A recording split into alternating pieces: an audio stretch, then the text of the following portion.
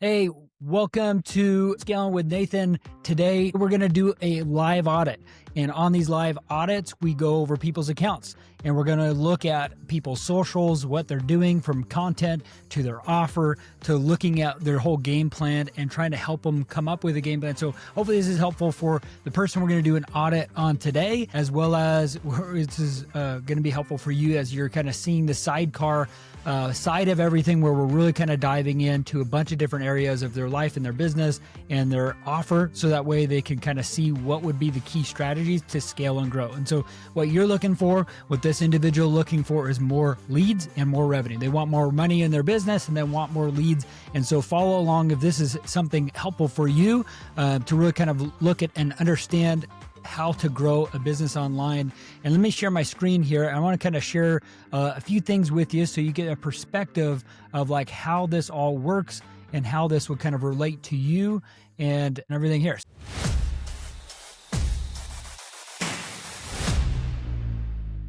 You're seeing this here. So we're going live here. Check out this side of things here.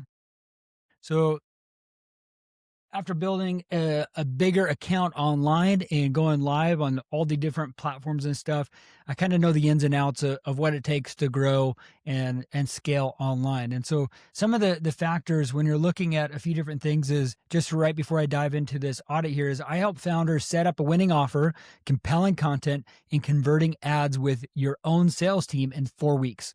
So that way your business grows without you altogether. So that's kind of the game plan. And what you're trying to accomplish is how to grow your authority online.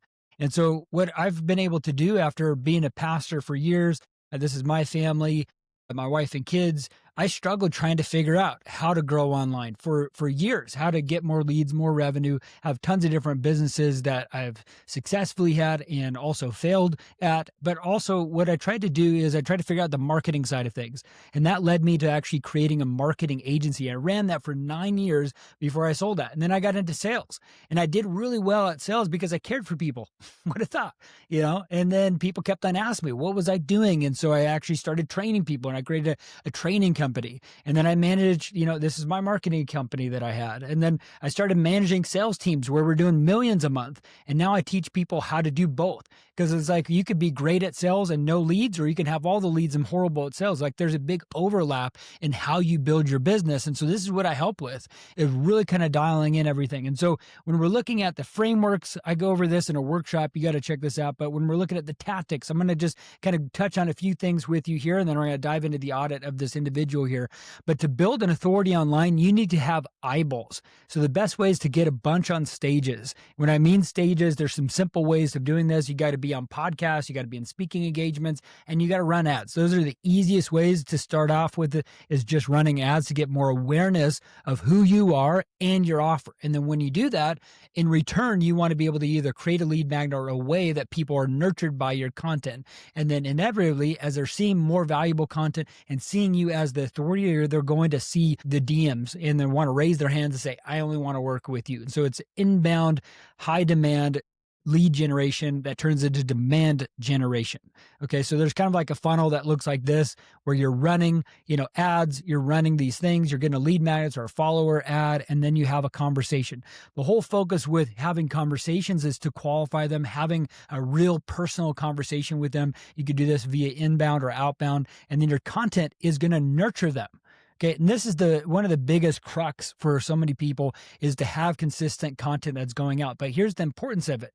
Just like you are encountering as you're going through like people's social media accounts, like the algorithms will serve that content to people because they just followed you and they're having a conversation with you in the DM. So the algorithm is feeding that daily content. So this is why it's real important to have, your social media is dialed in with, daily content from stories and reels and highlights and other platforms that they consume with you. And even if you do retargeting ads, you got this omnipresence in a way where they cannot not escape you.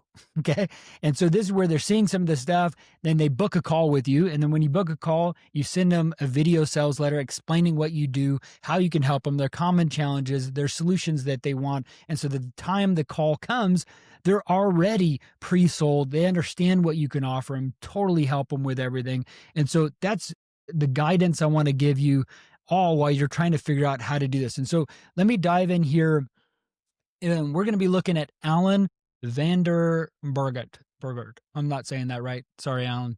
But what I'm going to want to touch on here is this is more of a casual picture. Looks like this is a B2B offer. So what he's saying here is the CEO of Kabora guiding transformative healthcare companies to enduring successful globally, building Kabora to $1 billion company. So he's just stating that's kind of like his journey there. But if I would set up his account, what I'd look at is more of a professional headshot, because that's what you're wanting people to see you as a CEO, not just someone that's on a vacation, right? So get a good headshot there. Let's see LinkedIn here. I mean, this is not a bad one, but look directly. Like I would probably, hopefully, Alan, you're seeing this. This is just have a direct shot. This is a good looking thing with, your tux there, but like I would look at trying to get a good headshot so people see that more clearly. And then you got to look at your head like this right here as kind of the I help statement. This needs to really clarify who you help and how you help them. And the reason why this is important is because most of the time people skim really quickly, including like someone's website. Like here's a new podcast that this gentleman's setting up, but it needs to really cut through the noise. So guide transformative healthcare companies to enduring successful globally. So this is if we're following like Donald Miller's like story brand method, this is too cute, and it doesn't clarify who you're helping and how you're helping people. This is guiding trends. It doesn't clarify what you do and how you serve people. Same thing here. And then there's different accounts that have like highlights, right? This is where it's like having testimonials of people you serve, like how to start to understand what you're doing. You can have other life things, or, because Alan's doing a podcast, he should be featuring some things there. And then you have the pinned posts. This is a desktop version, but on the mobile version, it just has like 3 across and then a bunch down. So you have the capability of doing 3 pinned posts, and these pinned posts should be like a before and after, transformative testimonials, those aspects of pinned posts. And then the content needs to just be a daily thing. So it looks like he's doing 17 hours ago, he posted 1 week ago, was doing a bunch there 2 weeks ago. So it doesn't look like there's an exact formula of how he's putting out content. So come up with a strategy. It looks like he's just beginning here with some of that. So, it's great that we're getting there, but there's a few things that we would probably want to optimize for this. And he just has a small account. He looks like he's starting with 57 followers. So this is normal for a startup here, but it looks like he has quite a bit of more following on LinkedIn here. So this is really where we want to capitalize on making sure that the heading is dialed in. So this is more clear right here. 100 plus biotech deals closed across 5 continents, adding CEOs to enduring successful globally, 1 million miles flown, building creative one bit. So this is more clear than what is on there. So this is good. Like I'm guiding CEOs. Like I didn't know that here. Like you're working with CEOs. So this needs to be real clear. So if that's your ideal person you're serving, how are you serving them? How are we guiding them? What are we guiding them through? That needs to be clear. And so I opened this up here earlier, but like the about page, this is good. It's like a little bit about yourself, but this is the only call to action right here. If you're leading a biotech or pharma company and preparing for your next big chapter, let's connect. So this is getting closer to understanding what he does with biotech and pharma companies. So CEOs maybe in that genre there, in that niche, but to the next chapter isn't clear enough of what you help them with. So it really needs to do this. So let me help you understand this is say you run an ad on LinkedIn or Instagram or Facebook or YouTube or wherever, right? Or even if he's doing a podcast, right? And I don't know where that is now. It was a pop-up. Anyways, if he's doing that on YouTube, like the call to actions would be like, have a conversation with me, right? Or even if you're messaging people, like they're going to look at your profile, right? Don't we all get notifications on this? Like on like LinkedIn, like when someone views your profile, you're seeing that notification so that they're looking and glancing at you. And if you're anything like me, I don't have a whole lot of time. So I'm doing this very quickly. And so I'm skimming. So I see Alan here, you just messaged me, or I saw that you liked or something, or that you put out an article or put out a content. I'm jumping on your profile and look, I got to know a little bit about what you do. So how do you help me? If I'm a CEO, I'm not sure about this. I go to your about page and it's still not clear. Some featured things like you've helped with people, looks maybe like the pharma brands. Okay, there's some clout there. Looks like we got some other posts here, but like, what is this about? Like, what is this going to capture? It looks like we got more 5 tips to biopharma leaders navigating deals in China. Okay, there's more clarity around some things there. But let's look at the cadence here. So 2 hours ago, 2 days ago, 3 days ago, 4 days ago. So it looks like we're posting pretty consistently here with some of this. I'm wondering if this is cross posting though to your website for SEO stuff, but then also is it to other platforms? Like, why not post some of these things on your Instagram account? Like cross post, like, hey, I just dropped, a banger of a blog or a thing on LinkedIn or on my website. You got to check out. Like that would be good with stories because we're not doing that. Like just cross post. Your whole mission with social media is your marketing engine, and your marketing engine is what's going to bring eyeballs, and what brings eyeballs then has call to actions, and call to actions has the focus of engagement with having a conversation, right? And to book a call with ideal clients. And so the point of having a conversation, if we're looking at post things, is to drive really a good qualifying conversation. Who are you? What are you about? How can I serve you? And if they're seeing a bunch of different things here, Alan, about you and what you can serve them with, that's amazing. How are you going to help them with? And like, are these things, do they have call to actions maybe in them?